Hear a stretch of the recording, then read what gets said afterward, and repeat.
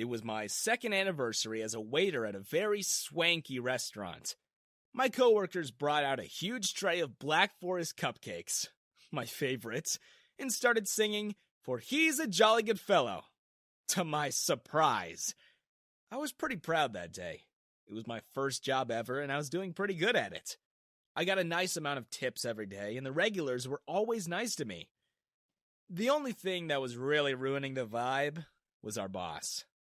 Hi, my name's Ollie, and speaking of the oxygen leech that was Andy, the moment my coworkers brought out my cupcakes to celebrate the day, he rushed out of his office like a pig that caught the scent of truffles. His face soured immediately as he walked over to us. "What is the meaning of this?" "Sir, it's Ollie's second anniversary working here. We just wanted to celebrate his..."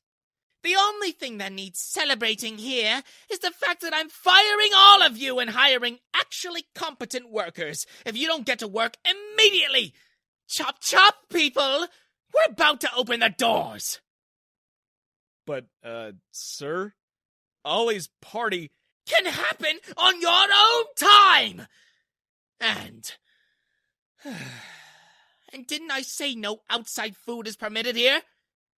Andy dumped what was left of the cupcakes on the tray in the trash, but not before taking a couple for himself. We all stood there, shocked at how terrible he was, as a person, and as a boss. Not only did he not pay any of us enough, but he was also an absolute nightmare. What? What are you all still standing around for? Get to work! I was already in low spirits later that night when Andy came to me and ordered me to train a new hire. You train this girl, and if she isn't up to snuff in 2 weeks, both of your heads are on the line. Not only did I have to do my own job for so little money, now I had to add to that workload by teaching a complete novice. Hey, just my luck. Hi, I'm Alice. Save the introductions for when we know you're staying. You know where the storage closet is? Go get yourself a bistro apron and a waiter's friend and come back to me. Okay. She disappeared for a full 5 minutes, and when she came back, she twiddled her thumbs and couldn't even look at me. Spit it out.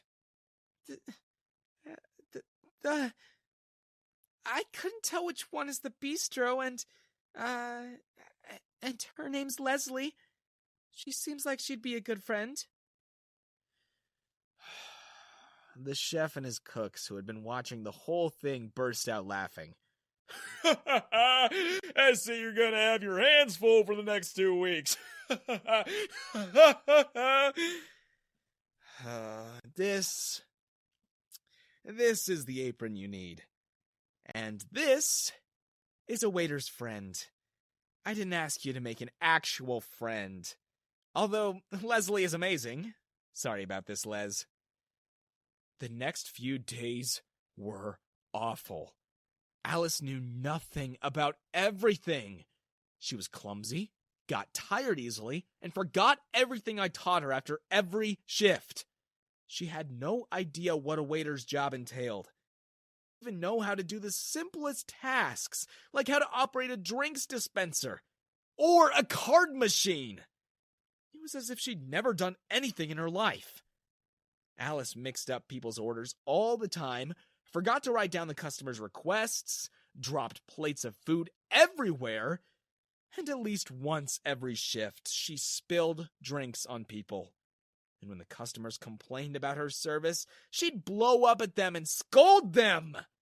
One time, she tapped her foot at a family who were taking longer than usual to decide what to order. I had to apologize profusely for how unprofessional she was being. I took her aside and took her to the back to give her a talking to. But as soon as she saw the expression on my face, she turned from rude and demanding into an innocent sheep again. I'm sorry. It's just that I'm in a bad mood. My girlfriend Sally won't come to my party. And I know it's because she doesn't want to, because she's jealous because I got the DJ she wanted for her birthday, but it's not my fault she couldn't afford him, and...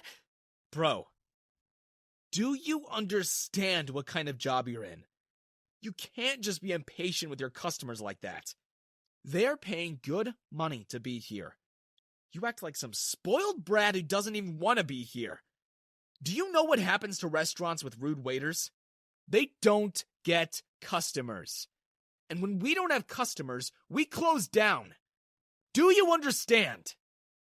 I'd understand if you're arrogant and you have the skills to back it up. But at the moment, you can't even tell the difference between sparkling water and still. Alice looked like she was about to cry. And then she began breathing really quickly. I'm sorry. Alice, you okay?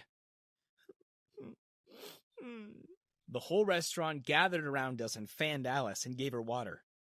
She regained consciousness, but was still pretty weak, so I tried to call an ambulance, but Andy stopped me. I won't have that girl be a liability around here, and I'm sure as heck not gonna pay for an ambulance service. But, sir... Just take her home. Here's her resume. Her address is on it. And Ollie? Yes, sir? Tell her she's fired. I carried Alice on my back, and I walked the couple of blocks to her address. And when I saw the house, I almost fainted myself. The girl lived in an actual castle. Why did she want to work as a waitress? As soon as we got there, several servants greeted us, and when they saw Alice passed out, the butler carried her upstairs and ordered one of the maids to call a private doctor. I realized, when I got into the castle's hall, why Alice was working at the restaurant. On one of the walls, a painting that was as big as a car showed my boss's face. No, not Andy. The boss of us all. Mr. Windham. Of the Windham Restaurant Group. I felt a chill run up my spine. And to think, I'd been so hard on Alice this whole time. She was posed to inherit everything. No wonder she was so clueless about work. She was a literal heiress who never had to lift a finger in her life. The doctor couldn't make it because his car broke down.